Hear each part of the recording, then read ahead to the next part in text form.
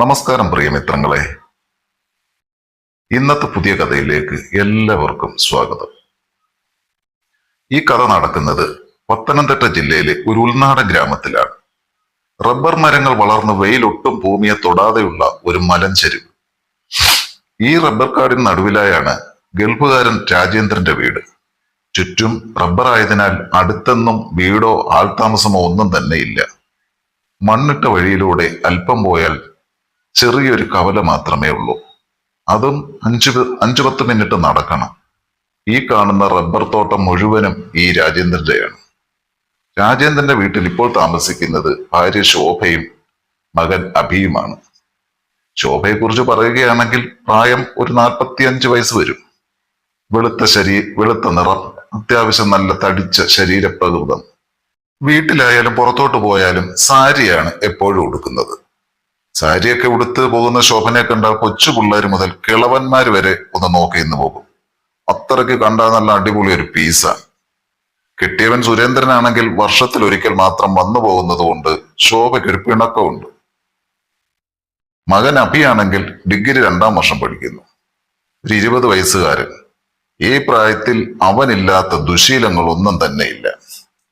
അവനും കുറെ സുഹൃത്തുക്കളും ഉണ്ട്. ശോഭ ആവശ്യത്തിലധികം പണം അവൻ ചോദിക്കുമ്പോഴൊക്കെ കൊടുക്കാറുണ്ട്. ഇത് അവനെ വഷളാക്കി. അവന്റെ ഈ പോക്ക് എങ്ങോട്ടാണെന്ന് ശോഭയ്ക്ക് പോലും ഒരു എത്തും പിടി കിട്ടില്ല. ശോഭയിലെ സ്ത്രീയെ അവൾക്ക് നിയന്ത്രിക്കാൻ പറ്റുന്നതിനപ്പുറം ആയിരുന്നു അത്. ഒരിക്കൽ അഭിയില്ലാത്ത ദിവസം രാവിലെ അടുക്കളപ്പണി എടുക്കുന്നതിനിടെ ജോലിക്കാർ വന്ന് റബ്ബർ വെട്ടി പാലെടുത്തു കൊണ്ടുപോയി. കുറെ കഴിഞ്ഞപ്പോൾ തോട്ടത്തിന്റെ ഇടയിൽ കൂടി ആരോ 2 പേർ നടന്നു നീങ്ങുന്നത് ശോഭയുടെ ശ്രദ്ധയിൽപ്പെട്ടു. ഇനി വല്ല കള്ളന്മാരാവോ ഈശ്വര, ശോഭ മനസ്സിൽ പറഞ്ഞു.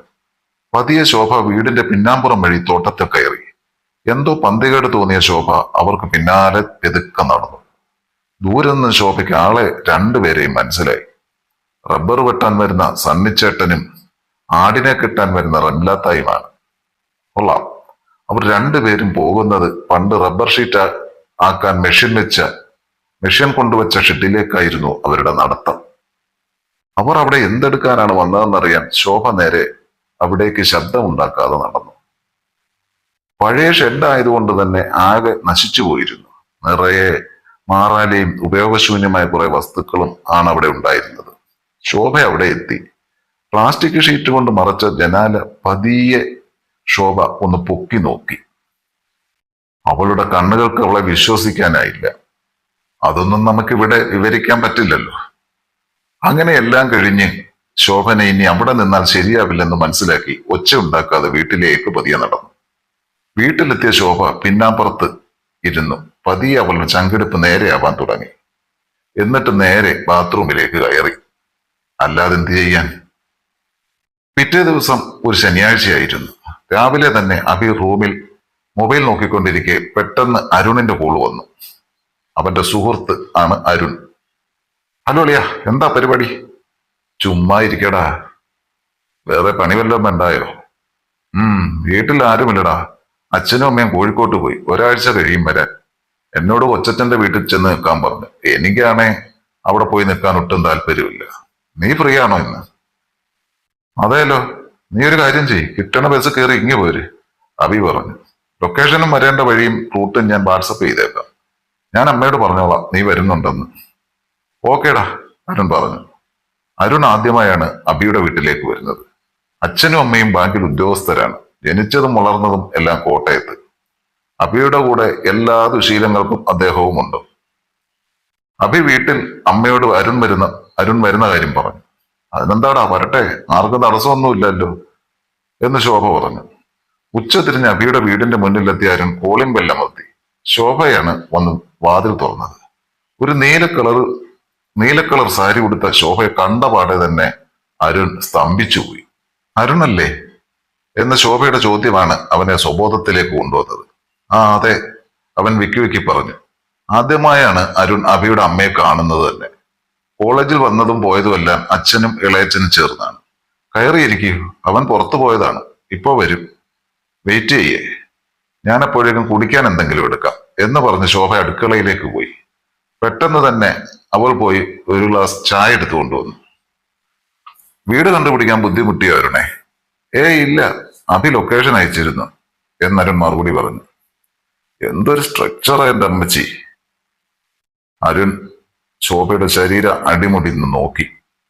എന്നിട്ട് മനസ്സിൽ പറഞ്ഞു. അപ്പോഴേക്കും അഭി വന്നു. ആ വന്നല്ലോ, ശോഭ പറഞ്ഞു. അല്പനേരത്തെ കുശലന്വേഷണത്തിന് ശേഷം അഭിയും അരുണും കൂടി നടക്കാൻ ഇറങ്ങി. പക്ഷേ അരുണിന്റെ മനസ്സ് മുഴുവൻ ശോഭയായിരുന്നു. അഭി പറയുന്നത് മൊത്തം മൂളിക്കൊണ്ട് നടന്നു. വൈകുന്നേരം ആയപ്പോഴേക്കും രണ്ടാളും കറങ്ങിത്തിരിഞ്ഞ് വീട്ടിലെത്തി. അവർ രണ്ടുപേരും അഭിയുടെ 2ാം നിലയിലെ റൂമിലേക്ക് ചെന്ന് അവിടെ നിന്ന് ഓരോ കഥകളൊക്കെ പറഞ്ഞ് ഇടയ്ക്ക് താഴെ വരുമ്പോൾ അവൻ ശോഭയെ നന്നായി സ്കാനിങ് ചെയ്യാൻ തുടങ്ങി. ഇതെല്ലാം ശോഭ മനസ്സിലാക്കുന്നുണ്ടായിരുന്നു. രാത്രി ഭക്ഷണം കഴിക്കാൻ നേരത്ത് ശോഭയുടെ നേരെ എതിർവശത്ത് അരുണും ഇരുന്ന് ഭക്ഷണം കഴിച്ചു. സൈഡിലായി അഭിയും. ഇരുന്ന് ഭക്ഷണം കഴിക്കാൻ തുടങ്ങിയപ്പോൾ പരസ്പരം പരിചയപ്പെടുകയും വിശേഷങ്ങൾ പങ്കിടുകയും ചെയ്തുകൊണ്ടിരുന്നു. ഇതിനിടയിൽ അറിയാതെ തന്നെ അരുൺ ഇടയ്ക്കിടയ്ക്ക് ശോഭയെ നോക്കുന്നത് ശോഭയ്ക്ക് മനസ്സിലായി. ഒരർത്ഥം വെച്ച നോട്ടം. അങ്ങനെ അന്ന് രാത്രി അവൻ ഉറങ്ങാൻ സാധിച്ചില്ല.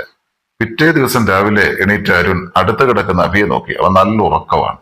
അരുൺ പതിയെ നടന്ന് പുറത്തേക്ക് ഇറങ്ങി. മുറ്റത്തിറങ്ങി തോട്ടത്തിലേക്ക് നോക്കി അവൻ കണ്ടത് വെളുപ്പിനെ റബ്ബർ വെട്ടിക്കൊണ്ടിരിക്കുന്ന സണ്ണിച്ചേട്ടനെയാണ്. എന്താ അവിടെ നിൽക്കുന്നേ? പാലെടുക്കാൻ വരുന്നുണ്ടോ? പിന്നിൽ നിന്നും ഇരു കൈകളും പൊക്കി മുടി കെട്ടുന്നതിനിടയ്ക്ക് ശോഭ ചോദിച്ചു. അവൻ അതിലൊരു ഡബിൾ മീനിങ് ഉണ്ടോ എന്ന് സംശയിച്ചു പോയി. അടുക്കളയിൽ നിന്നും ടോർച്ച് എടുത്ത് ശോഭ മുന്നേ നടന്നു. സത്യം പറഞ്ഞാൽ ശോഭയുടെ ആ നടത്ത അവനെ വല്ലാതെ ഉലയ്ക്കുന്നുണ്ടായിരുന്നു. എന്തോ പറഞ്ഞ് പെട്ടെന്ന് തിരിഞ്ഞു നോക്കിയ ശോഭ കണ്ടത് അവൻ തന്റെ ബാക്കിലേക്ക് നോക്കി നിന്ന് വെള്ളമറക്കുന്നതാണ്. സോറി ആന്റി, അറിയാതെ പറ്റിപ്പോയതാ എന്ന് പേടിച്ചു പറഞ്ഞ അരുണിനോട് സാരമില്ലടാ എന്ന് പറഞ്ഞ് ശോഭ തിരികെ വീട്ടിലേക്ക് നടന്നു. ശോഭ അതിനെ നിസ്സാരമായി കണക്കാക്കി. അവൾ മനസ്സിൽ ചിന്തിച്ചതും അതുതന്നെയായിരുന്നു. അഭി അവരെ നോക്കി തിണ്ണയ്ക്ക് തന്നെ ഇരിപ്പുണ്ടായിരുന്നു. അപ്പോൾ ശോഭ പറഞ്ഞു, അഭി, ടൗണിൽ പോയി അല്പം ചിക്കനും പച്ചക്കറി സാധനങ്ങളും ഒക്കെ വാങ്ങിയിട്ട് വാടാ. അവൻ ആദ്യമായിട്ട് വന്നതല്ലേ നമ്മുടെ വീട്ടിൽ, അവൻ നമ്മുടെ അതിഥിയല്ലേ. Okay mummy. നീ വരുന്നുണ്ടോടാ ടൗണിലേക്ക്? അഭി അരുണിനോട് ചോദിച്ചു. ഇല്ലടാ, നീ പോയിട്ട് വാ, അരുൺ പറഞ്ഞു. എനിക്കൊന്ന് കുളിക്കുകയൊക്കെ വേണം. ശോഭാന്റി അല്പം വികാരം കൂടുതലുള്ള കൂട്ടത്തിലാണെന്ന് അവന് മനസ്സിലായി. അരുൺ, നിന്റെ ഫോൺ നമ്പർ എത്രയാടാ? ശോഭാന്റി അടുക്കളയിൽ നിന്നും വിളിച്ചു ചോദിച്ചു. അവൻ അവൾക്ക് നമ്പർ പറഞ്ഞു കൊടുത്തു.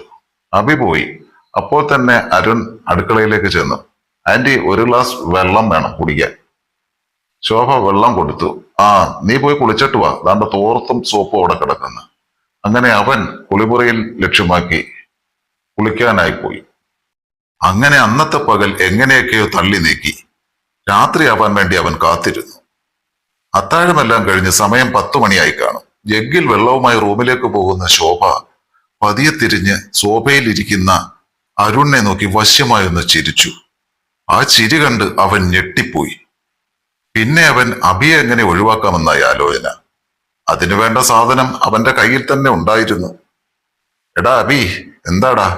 നിനക്ക് ഞാൻ നല്ലൊരു സാധനം കൊണ്ടുവന്നിട്ടുണ്ട്, എവിടെ നോക്കട്ടെ എന്ന് അഭി പറഞ്ഞു. എന്ന് പറഞ്ഞ് അരുൺ നേരെ റൂമിലേക്ക് നടന്നു.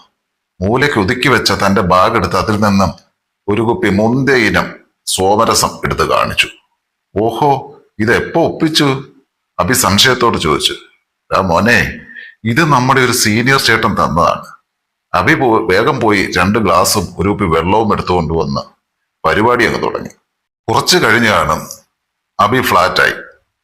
ഉടനെ അരുൺ റൂമിൽ നിന്ന് ഇറങ്ങി ഡോർ പുറത്തു നിന്നും ലോക്കാക്കി പതിയെ താഴേക്ക് സ്റ്റെപ്പ് ഇറങ്ങി നടന്നു. സമയം 11:30 കഴിഞ്ഞിരുന്നു. ഹാളിൽ വെളിച്ചമില്ലെങ്കിലും ശോഭയുടെ മുറിയിലെ വെളിച്ചമുള്ളത് കൊണ്ട് അവിടേക്ക് ലക്ഷ്യം വെച്ച് പതിയെ അവൻ നടന്നു. ശോഭയുടെ മുറിയുടെ ഡോർ ചാരിയിരുന്നതേ ഉള്ളൂ. അവൻ നേരെ ചെന്ന് ആ ഡോർ പതുക്കെ തള്ളി. കട്ടിലിൽ കിടക്കുന്ന ശോഭയെ കണ്ട് അവൻ ഓർത്തു.